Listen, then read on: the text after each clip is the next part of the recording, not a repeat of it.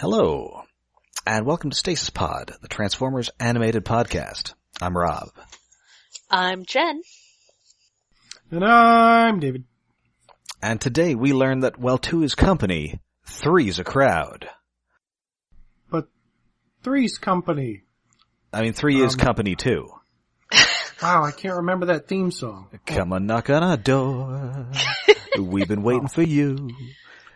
I guess I haven't seen that in 30 years. Well, that's probably for the best because it's terrible.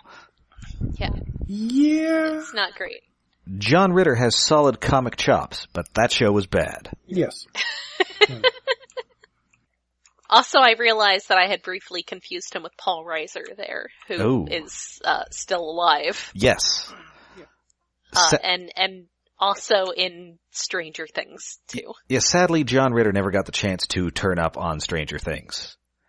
Aww. As he is definitely a guy who they probably would have called. Yes. Yeah. He did not have Samwise dad bod. I'm basically expecting Steve Guttenberg to show up next season. Maybe. I guess. I'm holding out hope for Jeff Goldblum. Oh, man. I mean, I guess he did do Law and Order for like a decade. He was in Earth Girls Are Easy? I don't know. That's the only thing I can think of with him, like, pre-Jurassic Park. Even though, presumably, he was in other things in order to get Fly. the job. Oh, yes. Duh. And he's in like one of those, he might even be in the first Death Wish as like a mugger who gets killed by Charles Bronson. I think it was the first or second, I think. Oh, and isn't he in Buckaroo Banzai? Yes. Yes, he is. He's Well, dressed as a I guess cowboy. he's in all kinds of things. I mean, he's everywhere. Jeff Goldblum. That's fair. Oh, I Before also he- totally forgot. He just became like a, living, why am I blanking out on it? That one director. Oh, Taika Waititi? No. Gosh, I don't even know what I was gonna say. What I was going to say is the guy who does the stuff with Bill Murray and the Life Aquatic. Oh, Paul Thomas, no, not Paul, Wes Anderson. Yes, he's just become a Wes Anderson character now. Like, Yeah, pretty much. as a full-time thing. That's just what Jeff Goldblum is now, is a Wes Anderson character. Kind of what he always was. Which is appropriate because he's in a bunch of Wes Anderson movies. I mean, yeah, but that's fair. That's fair. He's in that Isle of Dogs that's coming out next year. That looks pretty good. Ooh. Exciting.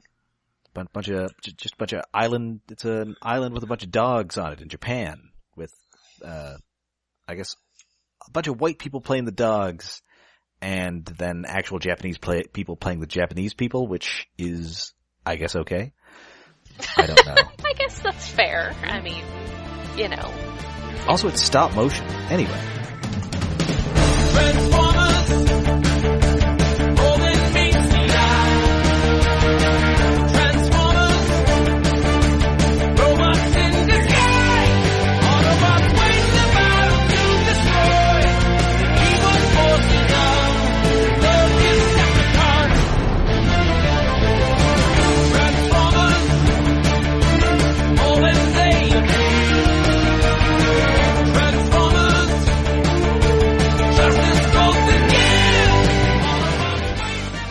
So this first aired March 21st, 2009, written by Rich Fogel, who had written a bunch of animated episodes before, most recently Black Friday. So this one, I guess I'll get there when we get to it, but Dirt Boss's name has always amused me deeply. And I feel that they really picked up on what amused me about it here and used that as his characterization. Yes.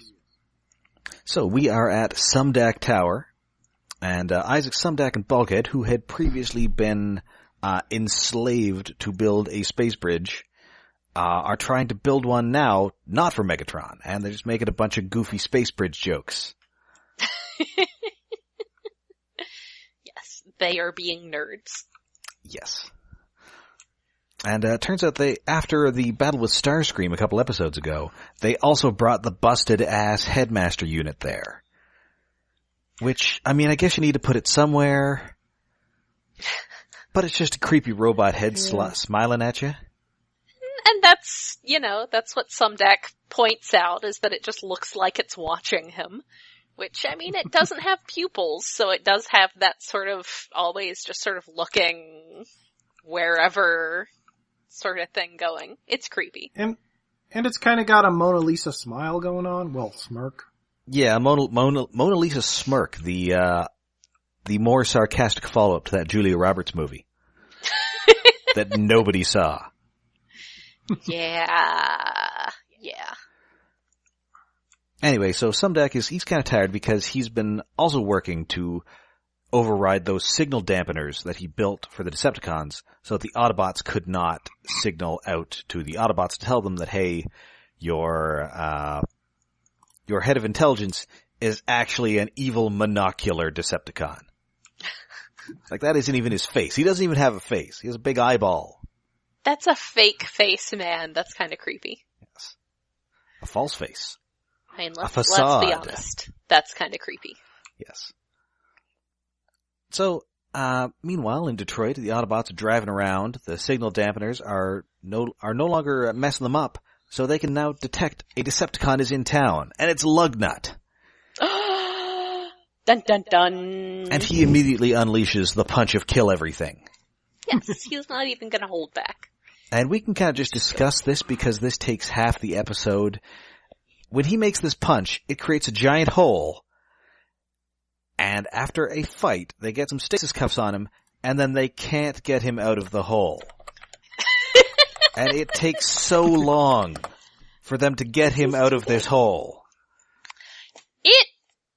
It did occur to me that it's a lot like Sorry No One's Home, and the whole thing with Blitzwing and that, how like there's just this whole fight with Blitzwing that's going on in the background, and the fight with Lugnut was very much like that. So maybe just all the Constructicon episodes have to have this other like big fight distracting everyone else in the background. Like, this episode is running 5 minutes short. What's the dumbest subplot you can come up with that won't distract from the main plot, but will take up a great deal of time? And that is getting Lugnut's fat ass out of this hole. Yes. Pretty much, yes. Like, it kind of gets to the point where it's like one of those overly long Family Guy gags. Yeah, it is kind of a couch scene. It's just Lugnut holding his knee at the bottom of this hole. Yeah, well, poor guy. He can't help it, he's so big. Which, again, there was the whole thing about how the Decepticons were supposed to be so threatening and terrifying, and they're just not so much anymore. I mean, it's pretty terrifying trying to get him out of this hole. Yes. And, like, later in the plot, like, events happen, and we see no fewer than 3 editions of the same newspaper. He may have been in this hole for, like, a week. Well, oh yeah, their newspaper's still in the future printing multiple editions a day? That doesn't seem possible at all. Or they're just taking days and days to get him out of this hole. Yeah, I think that sounds about right. Also, haha, print media in the future. Man, and they do like the old-timey spinning newspaper. It should be like a spinning tablet. Just a spinning iPad. Oh, man. Just a newsboy hawking, like, I don't know, USB sticks on the corner. Man, the future is dumb. Yeah. Oh, man. Except this is Transformers Animated, so it would be like a robot newsboy. Yes, that would be much better, and he's got a little newsboy hat. I'm almost certain that's a Futurama gag. That is literally a Futurama gag. He's like a little tiny Tim with a crutch. You mean Tinny Tim? Yeah. I remember watching the commentary for that episode, and they're just wondering, why somebody built a robot that needs a crutch. I mean, for the same reason that they're like, fat robots on that show. Yes, just because. Because there just is. Or, hedonism bot. Yes! the best. Anyway, speaking of I guess we're going to get to Hedonism Bot later in the show. So, we're back at Sumdac Tower. They've got the power core. Sadly, not a power core combiner. Not a power pack. Get the power pack, Billy. Billy, are you okay? Not really. Alright, sorry. Alright, so we got all sorts of stuff on this, like the top floor here. Got they're using a forklift to lift this space bridge. We've got some Allspark fragments that we're gonna power the space bridge with. And we've also got the Headmaster unit. It's just sitting around being creepy. And, apparently Sumdac took the lowest bidder to build his tower. Because the core falls on the floor, the same floor that had been supporting Bulkhead, who is famously gigantic, and just falls down through like 15 floors. Well, maybe it's very dense. And even like this, there's a big hole in the wall, so Decepticons have come in there and walked around, and only now it falls through? It seems strange. Well, it got weakened, you know? They had some water damage. Yes. Got the black mold in there.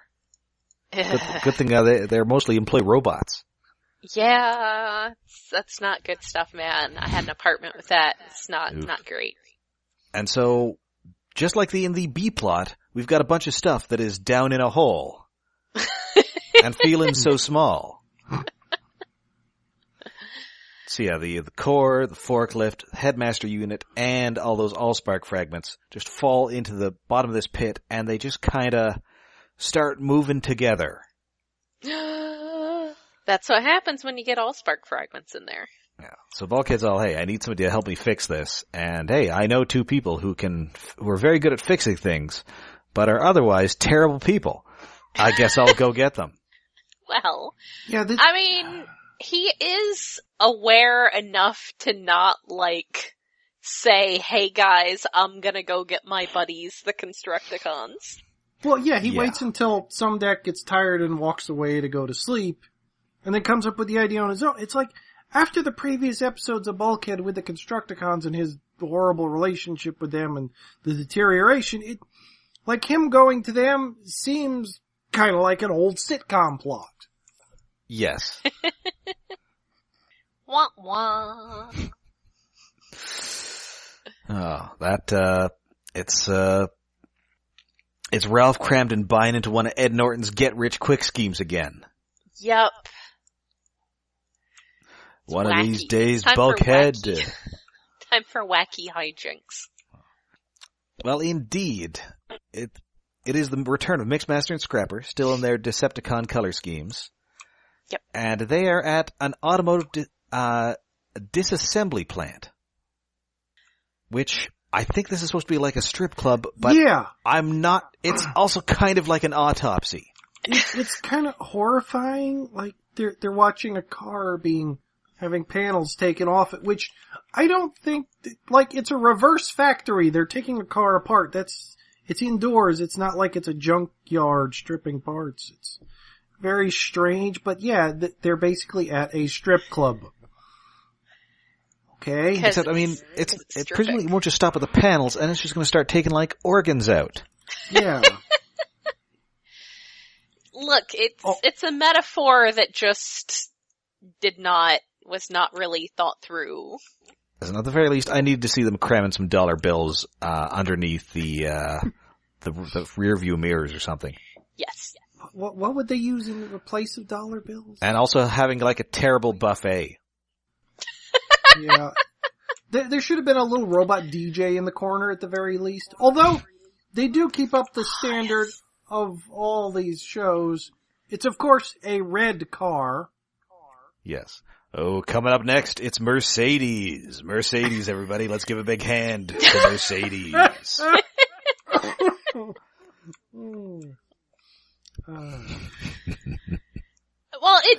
I suppose it should be noted at some point that yes, the forklift that Professor Sumdac was using was Constructicon-colored. Yeah. Yes. of course, that's just the color that construction equipment is in this world. Yeah. Well, all Transformers just worlds. like G1. Except not the Constructicons initially, because they were yellow. Yes. Yeah, but you don't see green construction vehicles that often, really. Occasionally you see a dark green dump truck. I certainly don't see them in that kind of neon lime green. No. Yeah. And purple. I have seen a tractor in purple. Oh. I forget what the hell kind it was. I've definitely seen one in Thunderhoof blue. Ooh. Yay, Thunderhoof. Speaking He's of guys Frank with Stallone. Italian-American accents. Yay, he's Frank Stallone. We'll be getting to him in a couple of years. Yeah. We'll get there eventually. A year. Yeah. Prime had like 65 episodes. Oh, right. Prime's longer than I remember. And a movie. Yeah. Well, it's Yeah. only sort of a movie. It's episodes. Anyway, so the Constructicons don't want to work for the Autobots, but Bulkhead is going to keep it off the books, which I guess means he's going to pay them in cash. Because these guys are kind of, like, they're not quite in the robot mafia. Well, not yet. Well, they work construction. Of course they're in the robot mafia. They're hired underlings. Yes. But they're concerned about Megatron finding out, and Bulkhead is like, yeah, I'm gonna go tell Megatron. Which is an excellent point. Poop, did I lose audio? So yeah, they go there, they get to work, and indeed they find out that all that random crap that fell into that pit has now merged into a dude. A little stocky, round, big-headed dude. That dude is the boss. The Dirt Boss. So I used to think, there was a mini-con. The first use of the name Dirt Boss was a mini-con in Armada. And I used to think it was the most hilarious name because it was like, what does that even mean? Like, does he boss the dirt around? And just the idea that he would boss the dirt around was just something I would just laugh about randomly, like, whenever that came up. And so I really like that, they reuse that name for someone who is totally bossing the dirt around. And he was voiced by John Mariano, who was also one of the Good Feathers on Animaniacs. Oh, yeah. Huh. And in basically every live action thing, he's a mobster. Well, no, really. It's a good paycheck being a mobster. You're always wanted. Yeah. And finally, we actually have a reference that can be proven to be an actual reference. Dirt Boss is a direct reference to one of the gunman-style robots from Tengen Toppa Gurren Lagann. Oh, man, people finally, they spent 2 years talking about the Gurren Lagann references on this show until Derek, finally said that show had not aired when we were making this show. The first 2 seasons. Yeah, with the first Headmaster and all the early stuff, but. Yeah. Now, yes, he had seen it. And there There you go. A guy who's mostly ahead. Yes, he's kind of got MODOK proportions. A face with arms. Well, he did start as being part of the Headmaster unit, yes. So yes, he's got sort of very MODOK-y proportions. And he bosses things around. Because he's the boss, the Dirt Boss. Yes. And he's got Cerebro shells, like Bombshell on Generation 1, except they're little screws. Yeah, well, he only ever seems to use one at a time, but... Maybe he only has one. Thing. But in this episode, it's never called out as a Cerebro shell, but that's what it does. No. He fires one into Scrapper, and he just uses it to make him hit himself. Oh! Which is about his speed, let's be honest. Oh, yes. We skipped over a visual that stuck in my head and is very weird. When they're trying to pull up the junk that fell down multiple floors, and they're not on the floor where it landed. They're up on the floor where it fell from, so it's like 5 floors down.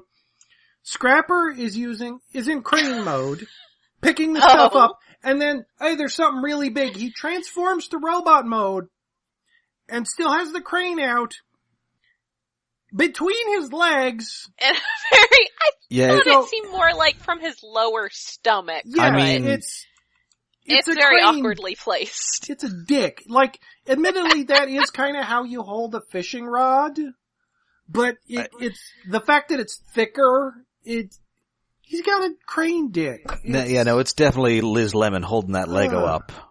Robot penis.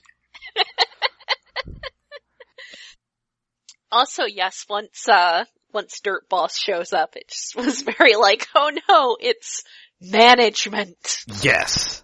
Dun dun dun. And he is a bad boss.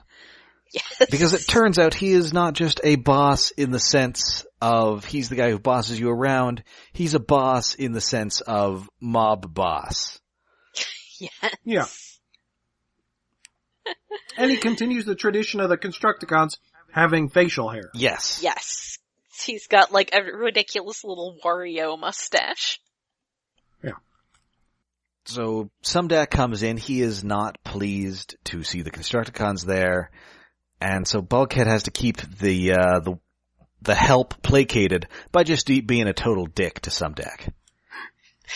And Sumdac does not even understand. He doesn't know if he's being serious or he's very confused and a little frightened. And Bulkhead is winking very hard, and it's not working. Yeah, well, at least that's consistent with Sumdac not getting things, like when they were building the first space bridge. Yeah, it's like he's slow on the This guy is uptake. not good with human or even robot social cues. There's a reason this guy had to build his daughter in a lab. Aww, poor guy. It's true though. Yeah. Anyway, so yeah, Dirt Boss is, I got the quote written down here. Yeah, it's, bots like us, we helped build this city, and now we're gonna take a piece of it back, with interest. So yeah, they're just totally gonna become a crime syndicate. Yep. Well, I mean, to be fair, I mean, those two were just like sitting around a chop shop watching cars get taken apart and catcalling at them.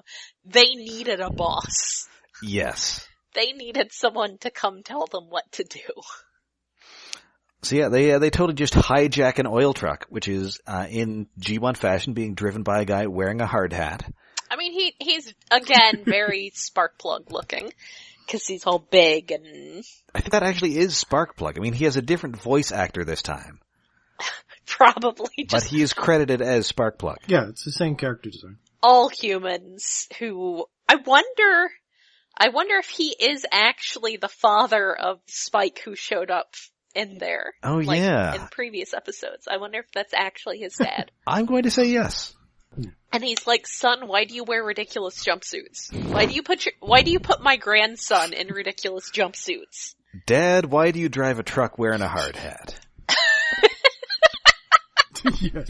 It's, another, what is it? It's the sludge design that's a reference to Sinclair oil. What's it called in this? Fossil? Fossil Yes, fuel. Yes, and yeah, just fossil fuel. it is straight up sludge. I love that. And yeah, he's headed to Sheboygan, Wisconsin. Sheboygan.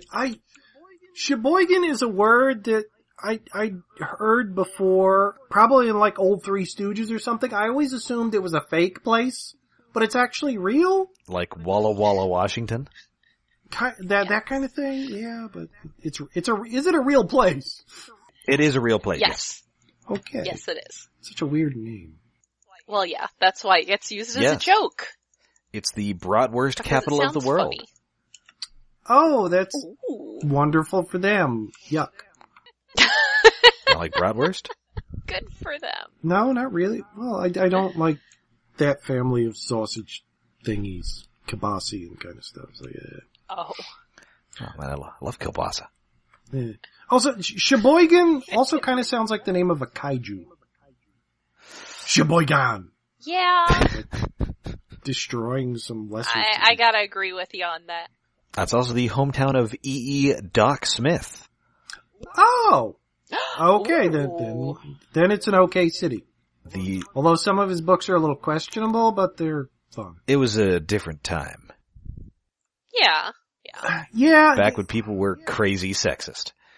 A little, well, the sexism is kind of bad, but it's more understandable. It's the fact that the Lensman It's the series... eugenics that are a little weird. Yeah, it ends in incest. Well, implied incest. They never, I don't think, stated outright. For the purpose of eugenics.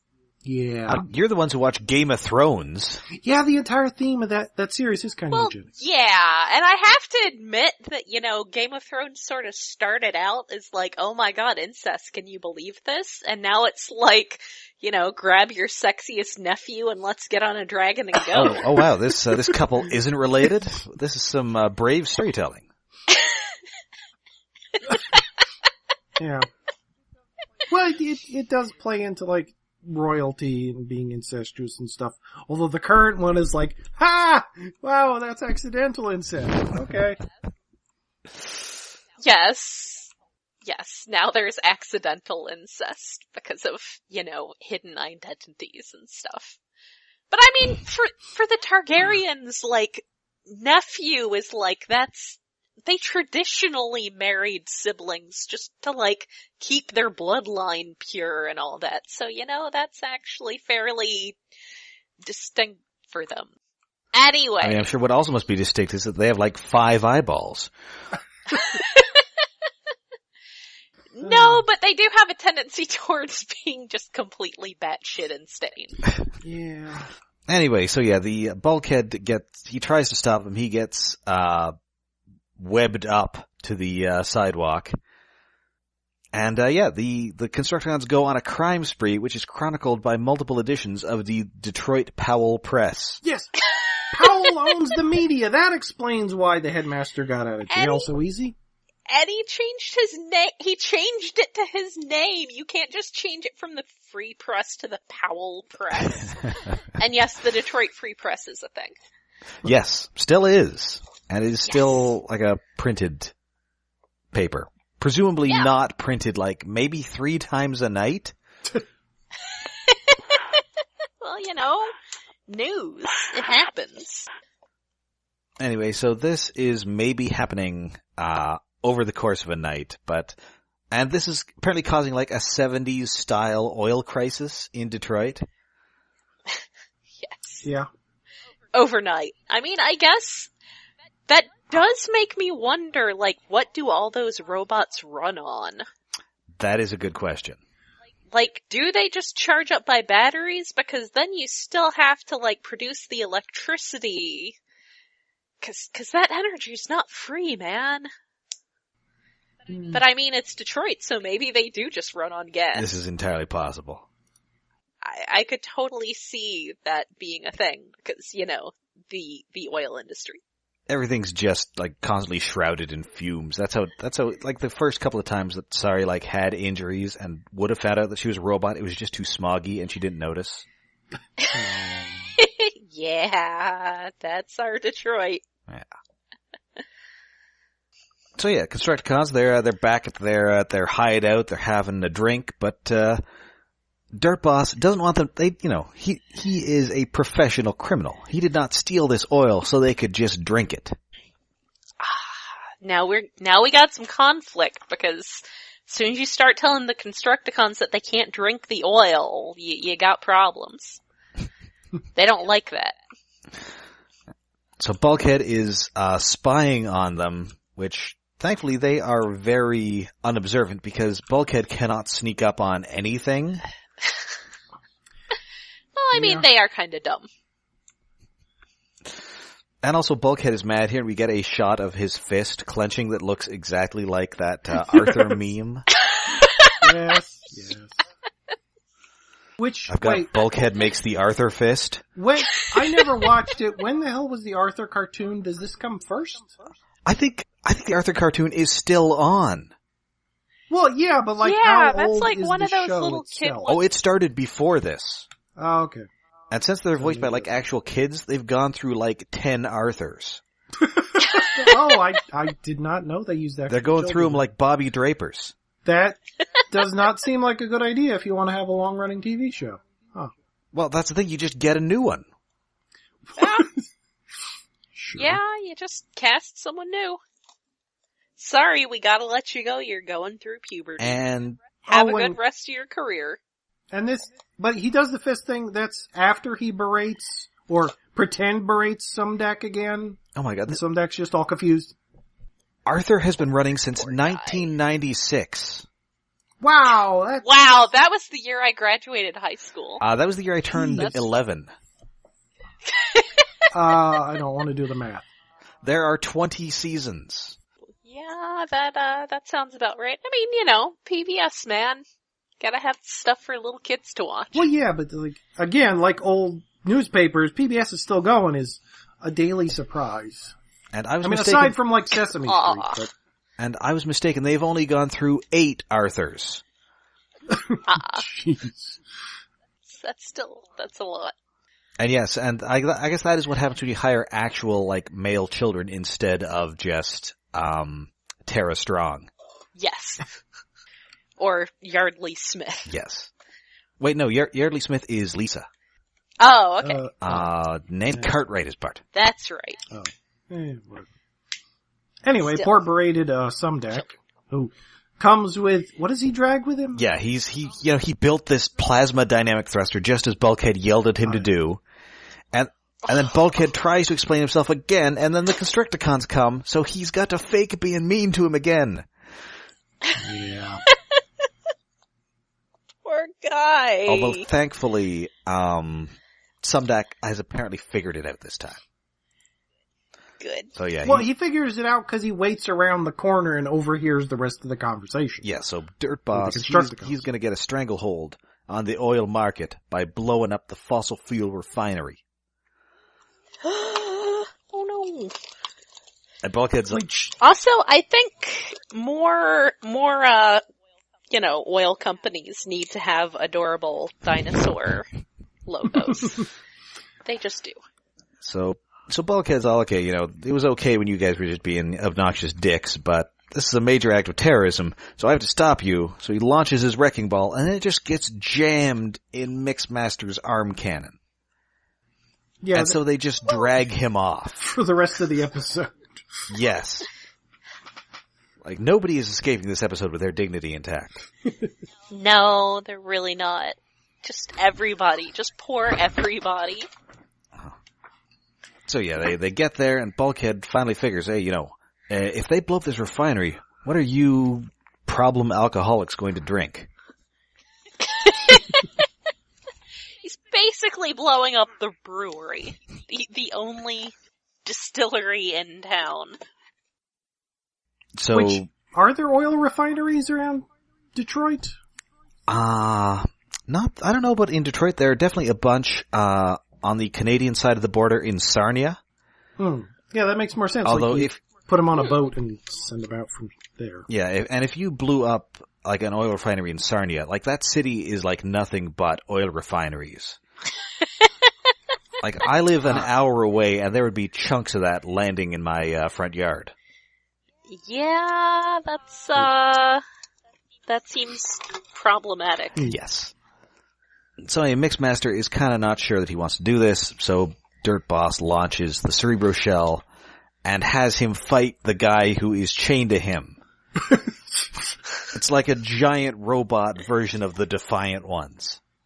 No, it's a, strap match. Oh, there was a longer term for that. Yapapai strap match or some stupid thing. It's the thing where they like strap two wrestlers together and they have to fight each other. Yeah, which is, there's never been a good concept for a match, especially since either the cord is too short or they just keep grabbing and changing the length of the cord. It's dumb. They should do like that old Spider-Man issue and they're actually attached to a bomb.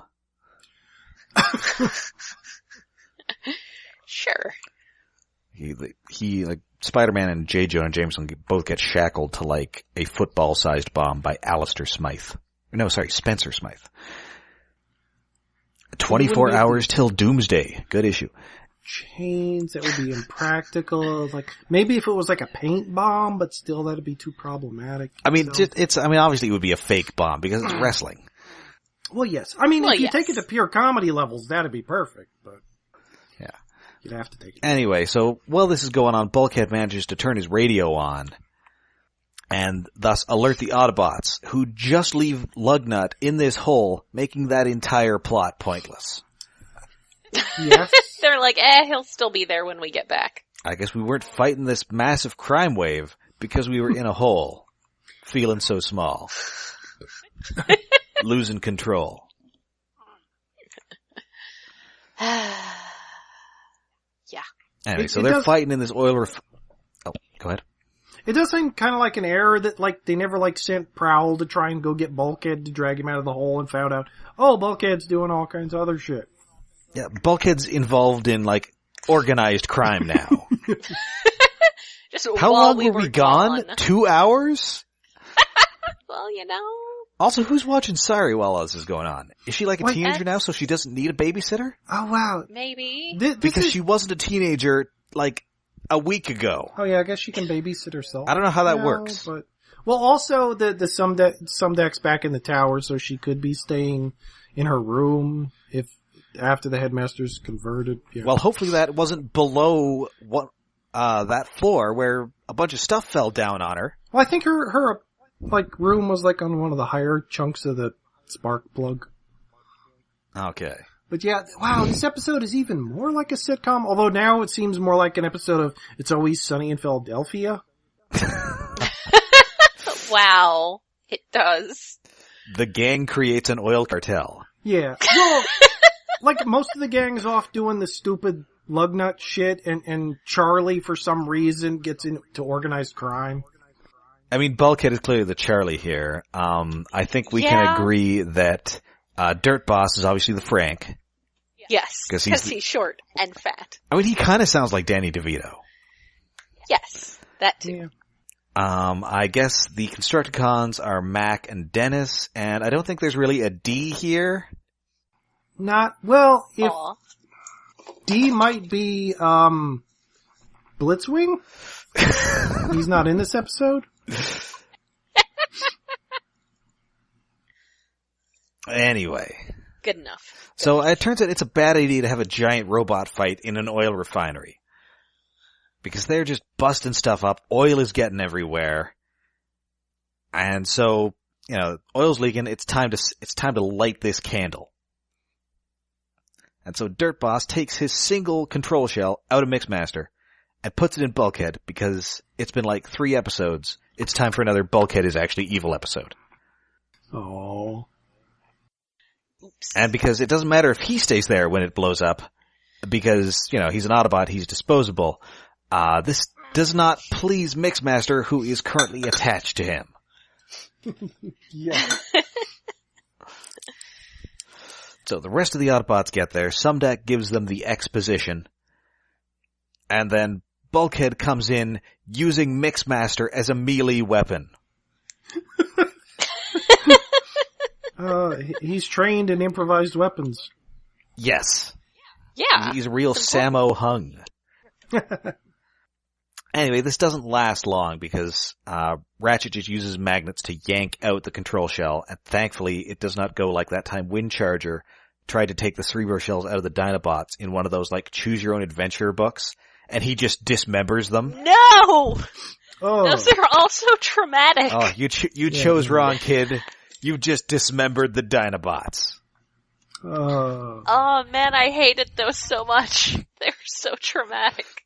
Oh man, or that one where, like, the Decepticons are trying to, like, destroy the world's food supplies, and you lose, and the world just starves to death.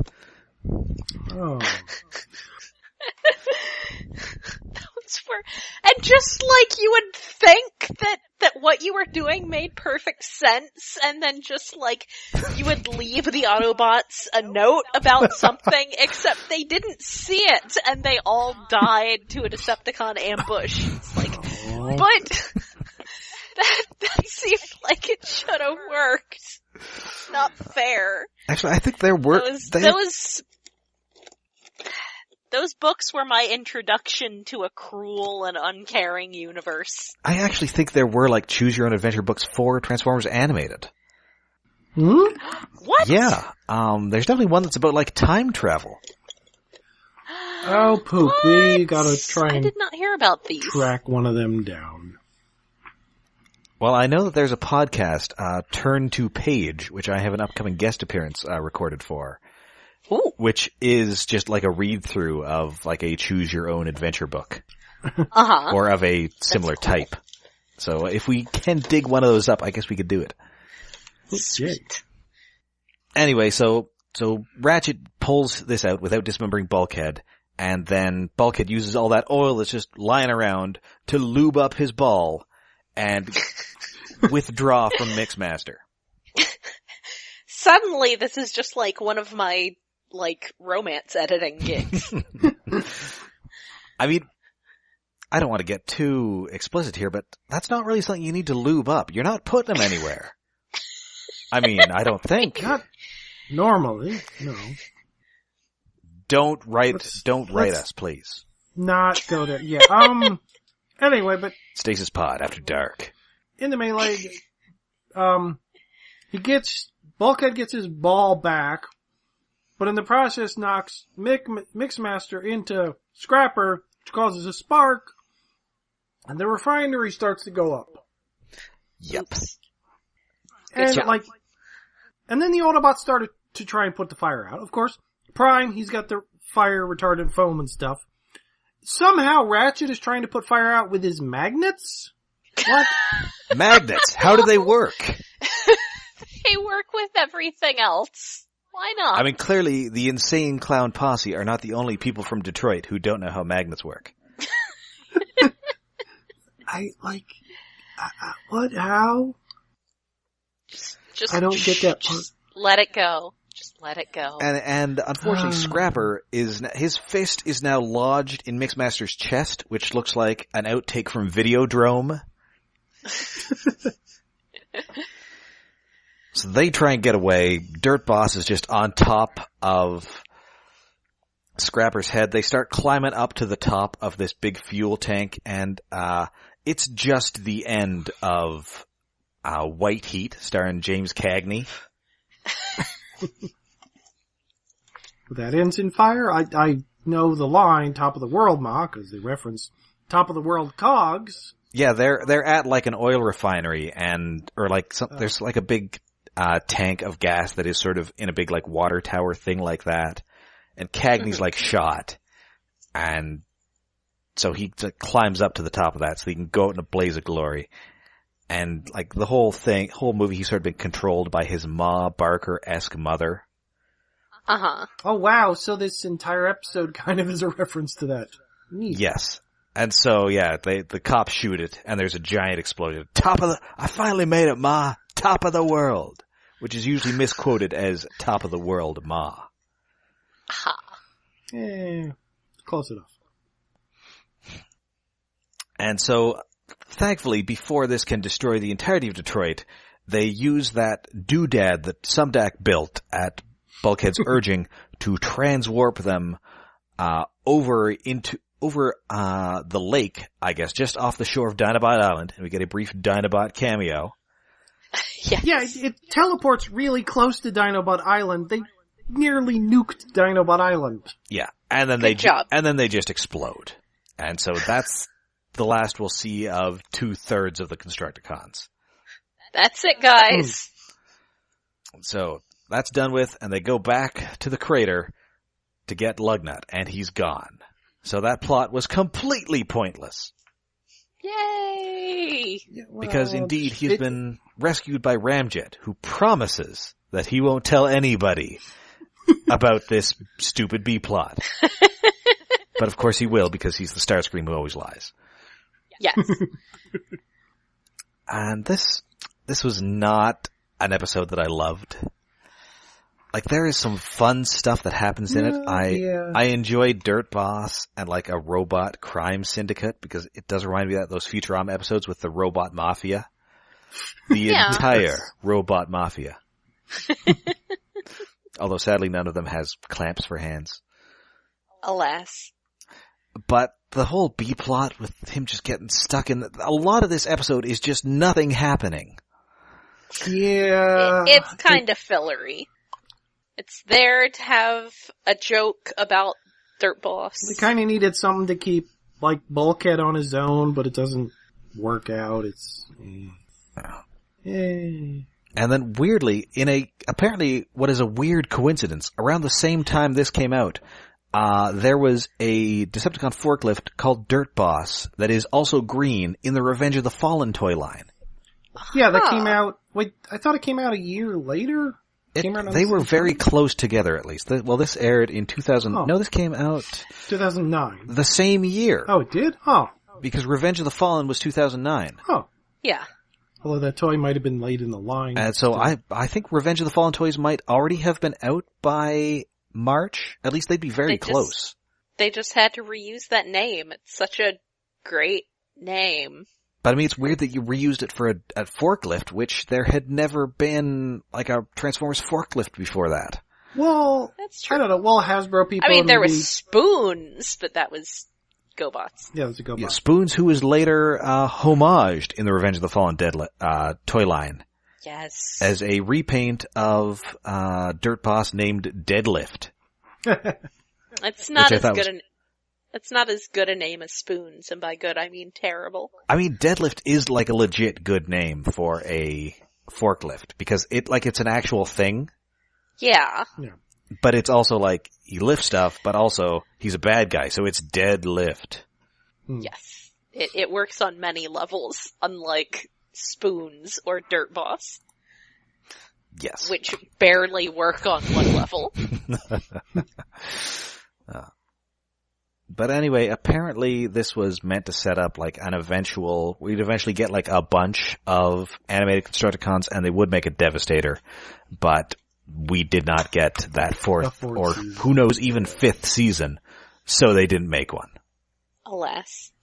Yeah, which is also why we didn't get any of them, because they were planning to maybe make a Devastator and they didn't want to make them without combining abilities. So. Yeah. I have seen pictures, though, of a third-party Dirt Boss. Ooh.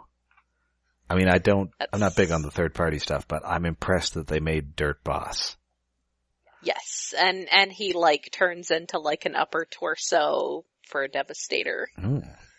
Which... Yeah, so they would plan to make...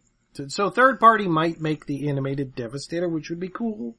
Although I think you need at least one more guy to be legs or arms. No, I think at least there is an additional guy in one of the almanacs. I think it's, let me see, I know we got, Skipjack.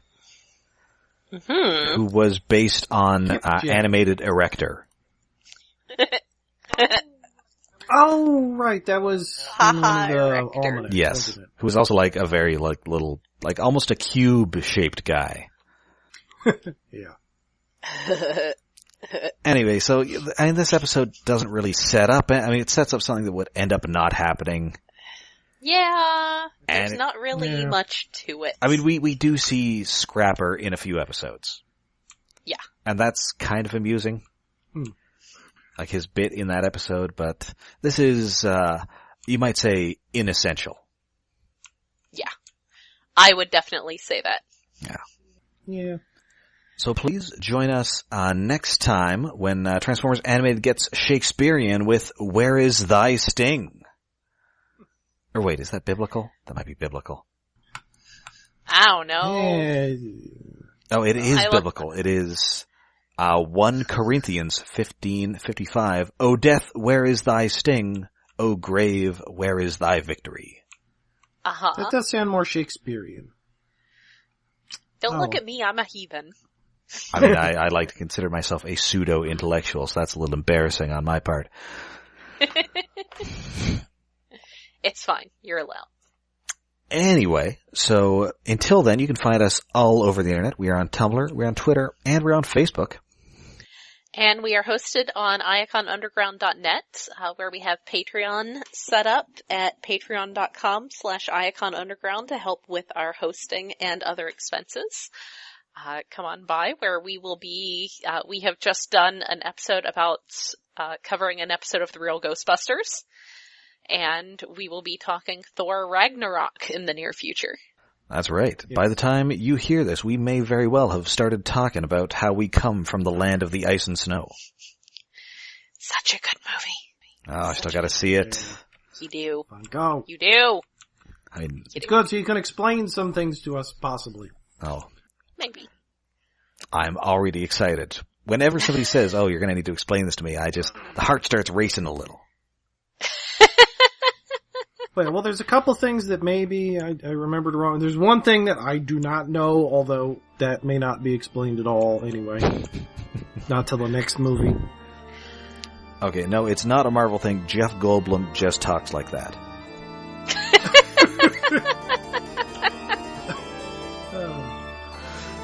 Anyway, so, until next time, I'm Rob. I'm Jen. And I'm David.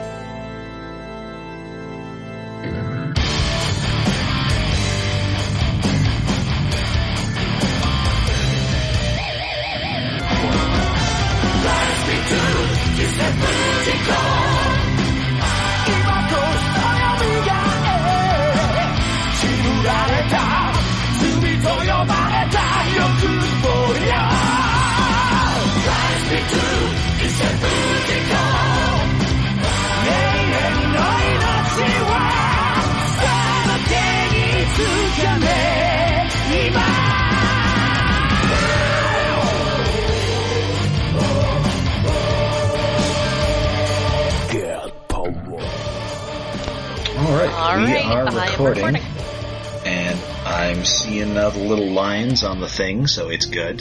Happy. Yay. It's good when things are good. Yes. In fact, strangely enough, the lines seem like they're bigger than usual. I'm not sure what that means. That may mean you're louder than usual, which you kind of do sound, which is good, because usually you're the quiet one. I see. It's just like non-diegetic sound, like Tom Hardy's dialogue in Dark Knight Rises. Sure. Ah, you think the darkness is your ally? Oh, my clock is wrong. What the fuck time is it actually? It's Well, 9:48. 9:30. Okay, the clock on my computer says 7:48. Remember, daylight savings time. Wait, your computer doesn't automatically... I know, but- How old is your computer? Or do you live in Saskatchewan? No, I think I changed it myself, because it wasn't doing it last night. And apparently it didn't do it at all. Well, it officially changes over at like 2 in the morning, so you might have changed it, and then it changed at like 2 in the morning. Yeah. I did. Well, because McAfee was going crazy last night at 2 o'clock. Like, at like 2:40, or was it 1:40? Whatever. It kept trying to run a security scan over and over and over until I finally closed it. And then I changed the clock, but I don't. My computer's funny, I guess. Who knows? Anyway, shall we start her up? Yeah. Sure. All right.